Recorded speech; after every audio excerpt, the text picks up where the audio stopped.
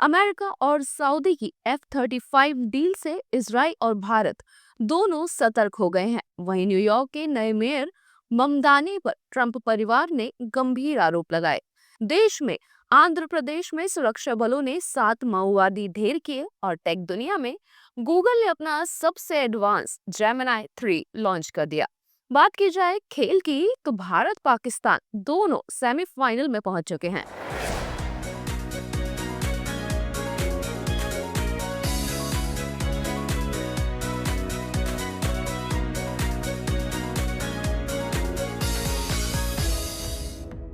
अमेरिकी राष्ट्रपति Donald Trump ने सऊदी अरब को 48 F-35 फाइटर जेट देने की डील की पुष्टि कर दी है। ये वही 5वीं पीढ़ी के लड़ाकू विमान हैं जो इजराइल के पास हैं। इस सौदे के बाद मध्य पूर्व में इजराइल का F-35 का एकमात्र ऑपरेटर होने का दर्जा खत्म हो जाएगा, जिससे उसकी रणनीतिक बढ़त पर असर पड़ सकता है। दूसरी ओर भारत भी इस डील पर नजर रखे हुए है, क्योंकि सऊदी पाकिस्तान रक्षा समझौते को देखते हुए ये आशंका है कि उन्नत सैन्य क्षमताओं का अप्रत्यक्ष लाभ पाकिस्तान को मिल सकता है। विशेषज्ञों के अनुसार अमेरिका F-35 जैसे हाईटेक प्लेटफॉर्म पर सख्त नियंत्रण रखता है, इसीलिए इनके किसी तीसरे देश तक पहुंचने की संभावना बेहद कम है। 7 साल बाद व्हाइट हाउस पहुंचे क्राउन प्रिंस मोहम्मद बिन सलमान का भव्य स्वागत हुआ, जहां उन्होंने अमेरिका में निवेश बढ़ाकर $1 ट्रिलियन करने की घोषणा भी की। अमेरिकी राष्ट्रपति डोनाल्ड ट्रंप के बेटे एरिक ट्रंप ने न्यूयॉर्क के नवनिर्वाचित मेयर ज़ोहरान ममदानी पर तीखा हमला किया। एरिक ने आरोप लगाया कि भारतीय मूल के ममदानी भारतीयों और यहूदियों से नफरत करते हैं और उन्हें कम्युनिस्ट तथा समाजवादी सोच वाला नेता बताया। इंटरव्यू में एरिक ने कहा कि ममदानी इजरायली प्रधानमंत्री बेंजामिन नेतन्याहू को गिरफ्तार करना चाहते हैं, पुलिस की फंडिंग कम करना चाहते हैं और न्यूयॉर्क जैसे वैश्विक शहर के लिए ये खतरनाक हो सकता है। ज़ोहरान ममदानी एक डेमोक्रेटिक सोशलिस्ट नेता हैं जो इस महीने न्यूयॉर्क के मेयर चुने गए और शहर के पहले मुस्लिम तथा पिछले 100 वर्षों में सबसे युवा मेयर बनने जा रहे हैं। विवाद तब बढ़ा जब उन्होंने कहा कि अगर नेतन्याहू न्यूयॉर्क आए तो अंतर्राष्ट्रीय अपराध न्यायालय के 2024 के वारंट के आधार पर उन्हें गिरफ्तार किया जाना चाहिए। आपको बता दें कि ममदानी 1 जनवरी को अपना पद ग्रहण करेंगे। अमेरिकी राष्ट्रपति डोनाल्ड ट्रंप ने एक बार फिर दावा किया है कि उन्होंने भारत पाकिस्तान के बीच संघर्ष रोकने में अहम भूमिका निभाई थी। सऊदी क्राउन प्रिंस मोहम्मद बिन सलमान के साथ बैठक के दौरान ट्रंप ने कहा कि उन्होंने 8 युद्ध रोके और भारत पाकिस्तान के बीच तनाव कम कराया। उनके इसी दोहराए गए दावे पर कांग्रेस ने सरकार पर तंज कसते हुए कहा कि अब तक ऐसे बयानों की संख्या 60 हो चुकी है। कांग्रेस नेता जयराम रमेश ने एक्स पर लिखा कि जब लगा ट्रंप दावे करना बंद कर चुके हैं, उन्होंने दुनिया को फिर याद दिला दिया। रमेश के मुताबिक ट्रंप ये बात पहले भी कई वैश्विक बैठकों सऊदी अरब, कतर, मिस्र, ब्रिटेन, नीदरलैंड और जापान में दोहरा चुके हैं। भारत लगातार किसी भी तीसरे पक्ष की मध्यस्थता से इनकार करता रहा है। कांग्रेस ने इससे पहले पीएम मोदी पर भी सवाल उठाए थे, जब ट्रंप ने कहा था कि भारत ने रूस से तेल खरीद लगभग बंद कर दी है।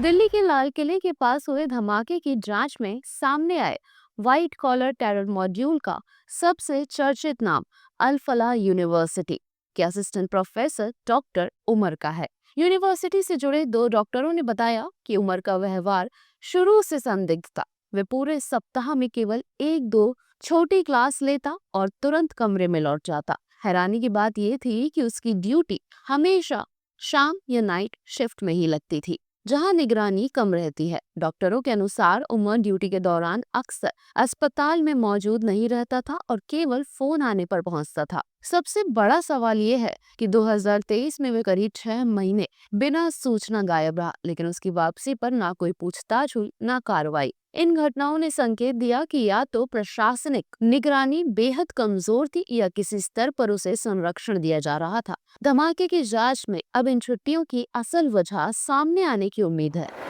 आरएसएस प्रमुख मोहन भागवत ने गुवाहाटी में कहा कि भारत को हिंदू राष्ट्र घोषित करने की कोई आवश्यकता नहीं है, क्योंकि इसकी सभ्यतागत पहचान पहले से ही इसे दर्शाती है। उनके मुताबिक हिंदू केवल धार्मिक शब्द नहीं बल्कि एक सांस्कृतिक और सभ्यतागत पहचान है जो हजारों वर्षों की परंपरा से जुड़ी है। भागवत ने कहा कि जो भारत पर गर्व करता है वे हिंदू है और भारत तथा हिंदू एक दूसरे के पर्याय हैं। उन्होंने आरएसएस की भूमिका स्पष्ट करते हुए कहा कि संगठन की स्थापना किसी का विरोध करने के लिए नहीं, बल्कि चरित्र निर्माण और भारत को वैश्विक नेतृत्व की ओर ले जाने के लिए हुई थी। विविधता में एकता ही आरएसएस की पद्धति है। असम में जनसंख्यिकीय बदलाव पर भागवत ने चिंता जताई और अवैध घुसपैठ, जनसंख्या नीति व धर्मांतरण जैसे मुद्दों पर संतुलित दृष्टिकोण की मांग की। उन्होंने आत्मविश्वास, सतर्कता और संस्कृति के प्रति मजबूत जुड़ाव का आह्वान किया, साथ ही सभी वर्गों से देश हित में मिलकर काम करने की अपील की। गूगल के सीईओ सुंदर पिचाई ने एआई पर बढ़ते भरोसे और भारी निवेश को लेकर बड़ी चेतावनी दी है। उन्होंने कहा कि मौजूदा एआई निवेश एक बबल की तरह है जो किसी भी समय फूट सकता है और इसका असर दुनिया की सभी कंपनियों पर पड़ेगा। बातचीत में पिचाई ने बताया कि एआई अभी भी गलतियां करता है, इसलिए इसे पूरी तरह विश्वसनीय स्रोत नहीं माना जाना चाहिए। उपयोगकर्ताओं को इसे केवल एक वैकल्पिक सूचना साधन की तरह इस्तेमाल करना चाहिए और इसकी सीमाओं को समझना जरूरी है। पिचाई ने कहा कि एआई रचनात्मक कामों में मदद कर सकता है, लेकिन अंधा भरोसा नहीं करना चाहिए। उन्होंने बताया कि गूगल की एआई रणनीति मजबूत है क्योंकि कंपनी चिप्स, डेटा और मॉडल सहित अधिकतर तकनीक खुद विकसित करती है। गूगल यूके में भी अगले 2 वर्षों में 5 अरब पाउंड निवेश करने की तैयारी में है।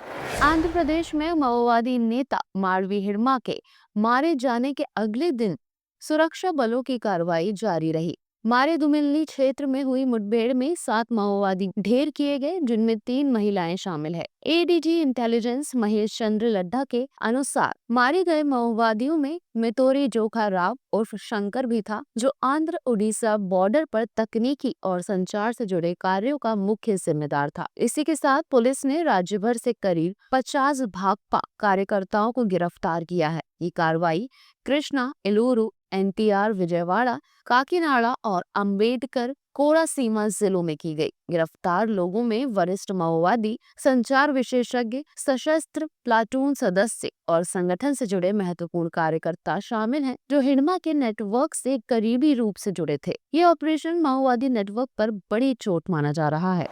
गूगल ने अपना अब तक का सबसे advance generative AI model Gemini 3 launch कर दिया, जो तुरंत ही गूगल सर्च और कई प्रीमियम प्रोडक्ट्स में इंटीग्रेट कर दिया गया। कंपनी का दावा है कि ये मॉडल कई इंडस्ट्री बेंचमार्क्स में शीर्ष पर है और उपयोगकर्ताओं को तेज, स्मार्ट और सटीक एआई अनुभव होगा। गूगल के सीईओ सुंदर पिचाई ने इससे कंपनी का सबसे इंटेलिजेंट मॉडल बताया। नया मॉडल सर्च रिजल्ट्स को पहले से अधिक एआई ड्रिवन बनाएगा, खासकर उन प्रीमियम यूजर्स के लिए जो एआई मोड का उपयोग करते हैं। जेमिनी 3 के साथ जेमिनी एजेंट भी पेश किया गया, जो ईमेल मैनेजमेंट से लेकर ट्रैवल प्लानिंग जैसे मल्टी स्टेप टास्क खुद पूरा कर सकता है।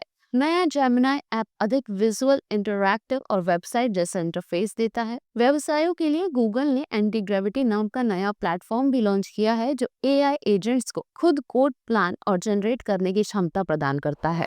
भारत ए ने ओमान ए को 6 विकेट से हराकर एशिया कप राइजिंग स्टार्स 2025 के सेमीफाइनल में जगह बना ली। ग्रुप बी से क्वालिफाई करने वाली ये दूसरी टीम बनी, जबकि पाकिस्तान शाइन्स पहले ही अंतिम 4 में पहुंच चुका है। ओमान ने पहले बल्लेबाजी करते हुए 20 ओवर में 7 विकेट पर 135 रन बनाए। भारत ए ने जवाब में 17.5 ओवर में 138 रन बनाकर मैच जीत लिया। भारत की जीत के हीरो हर्ष दुबे रहे, जिन्होंने 44 गेंदों में नाबाद 53 रन ठोके और टीम को लक्ष्य तक पहुंचाया। नमन धीर और नेहल वडेरा ने भी अहम योगदान दिया।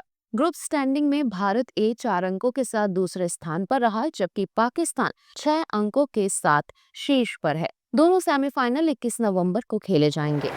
रैपर निकी मिनाज ने संयुक्त राष्ट्र के एक कार्यक्रम में नाइजीरिया में ईसाइयों पर बढ़ते हमलों का मुद्दा उठाया और अमेरिकी राष्ट्रपति डोनाल्ड ट्रंप को इस विषय को उठाने के लिए धन्यवाद दिया। उन्होंने कहा कि धार्मिक हिंसा केवल नाइजीरिया ही नहीं, दुनिया के कई देशों में बढ़ रही है। निकी ने स्पष्ट किया कि ईसाइयों की सुरक्षा का मतलब किसी का पक्ष लेना नहीं, बल्कि लोगों को एकजुट करना है। उन्होंने नाइजीरिया को आस्था और परंपराओं से समृद्ध देश बताते हुए वहां जाने की इच्छा जताई। यूएन पैनल में उन्होंने धार्मिक स्वतंत्रता के महत्व पर जोर दिया। उधर ट्रंप ने हाल ही में दावा किया था कि नाइजीरिया में ईसाई अपने अस्तित्व के लिए संघर्ष कर रहे हैं। हालांकि विशेषज्ञों ने कहा है कि वहां की हिंसा केवल धार्मिक आधार पर नहीं है। ऐसी ही और भी तमाम खबरों को जानने के लिए सब्सक्राइब करें, बेल आइकन को प्रेस करें और विजिट करें हमारी वेबसाइट।